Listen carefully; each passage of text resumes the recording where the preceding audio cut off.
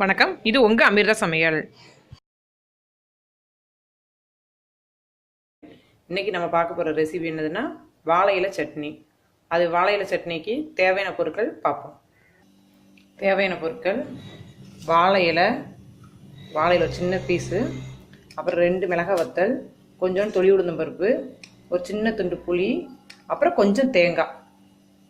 முதல்ல வாழை இலையை எடுத்து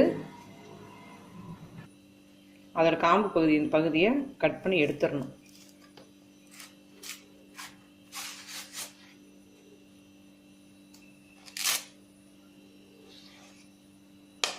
இதேமாதிரி ஃபுல்லாக கட் பண்ணி எடுத்துட்டு அதுக்கப்புறம் சின்ன பீஸாக கட் பண்ணி வச்சுக்கணும். வதக்கிறதுக்கு ஈஸியாகும், அரைக்கும் ஈஸியாக இருக்கும். அதனால் சின்ன பீஸாக கட் பண்ணி வச்சுக்கணும். இதேமாதிரி சின்ன பீஸாக கட் பண்ணி வச்சுக்கணும். அப்புறம் தாளிக்கு தேவையான பொருட்களை எடுத்து வச்சுக்கணும். தாளிக்கிறதுக்கு எண்ணெய், கடுகு, கருவேப்பிலை, உப்பு, இதெல்லாம் தாளிக்க தேவையான பொருட்கள். ஃபஸ்ட்டு நம்ம வானொலியை அடுப்பில் வைக்கணும். அடுப்பு வச்சு கொஞ்சம் சட்டி காயிற வரை சிம்லேயே வச்சுக்கணும்.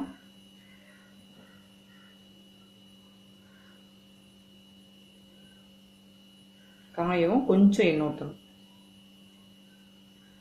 எண்ணெய் ஊற்றி எண்ணெய் காஞ்சதுக்கப்புறம் ஃபஸ்ட்டு உளுந்தம் பருப்பு போடணும்.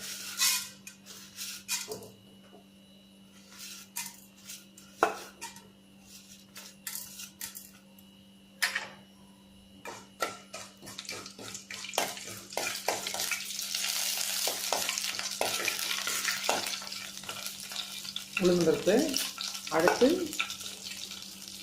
தேங்காய், அடுத்து புளி, அப்புறம் வத்தல் சிம்மிலே வச்சு வதக்கணும்.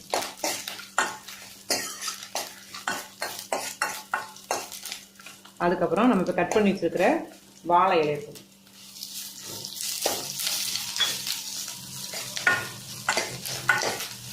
போட்டு நல்லா வதக்கணும். நம்ம கொத்தமல்லி சட்னி இதுக்கெலாம் வதக்கிற மாதிரி நல்லா வதங்கிட்டு வதங்கவும் அடுப்பை ஆஃப் பண்ணிடணும். ஆஃப் பண்ணிவிட்டு கொஞ்சம் நேரம் பிளேட் இதுலேயே வச்சு ஆற வைக்கணும். நல்லா ஆறிடுச்சு. இப்போ அதை நம்ம மிக்ஸி ஜாரில் போட்டு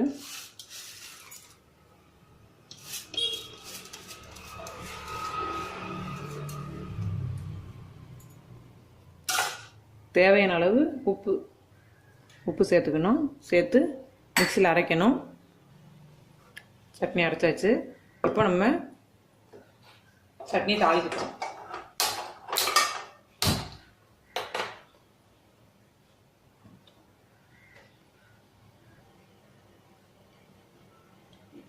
வானல் காஞ்சு லேசாக கொஞ்சம் எண்ணெய் ஊற்றி கடுகு,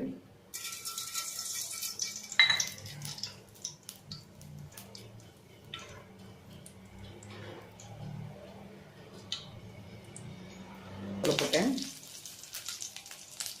அடுத்து நம்ம அரைச்சி வச்சுக்க சட்னியை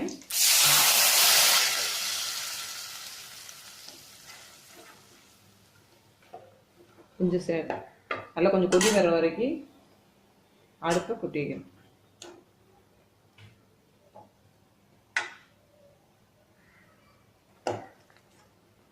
நல்லா கொதி வந்துருச்சு. கொதி வரும், அடுப்பு ஆஃப் பண்ணிட வேண்டியதான். வாழை இலை சட்னி ரெடி. வாழை இலை சட்னி ரெடி. இதோட நன்மை என்னென்னா, பொதுவாகவே வாழை இலை சாப்பிட்டாலே ரொம்ப நம்ம உடம்புக்கு நல்லது. வாழை மரம் முழுசுமே பச்சையந்தான், அதில் ஒரு சின்ன பொருள் கூட வேஸ்ட் ஆகாது. அப்படிங்கிற நம்ம டெய்லி அரைக்கிற சட்னி அரைக்காமல் இப்படி வாழை இலையில் சட்னி அரைச்சா நம்ம ஹெல்த்துக்கும் ரொம்ப நல்லது, புது டேஸ்ட்டாகவும் இருக்கும். நீங்களும் ட்ரை பண்ணி பாருங்கள். ரொம்ப பிடிச்சிருந்ததுன்னா லைக் பண்ணுங்கள், கமெண்ட் பண்ணுங்கள், ஷேர் பண்ணுங்கள், மறக்காமல் சப்ஸ்கிரைப் பண்ணுங்கள். Thank you.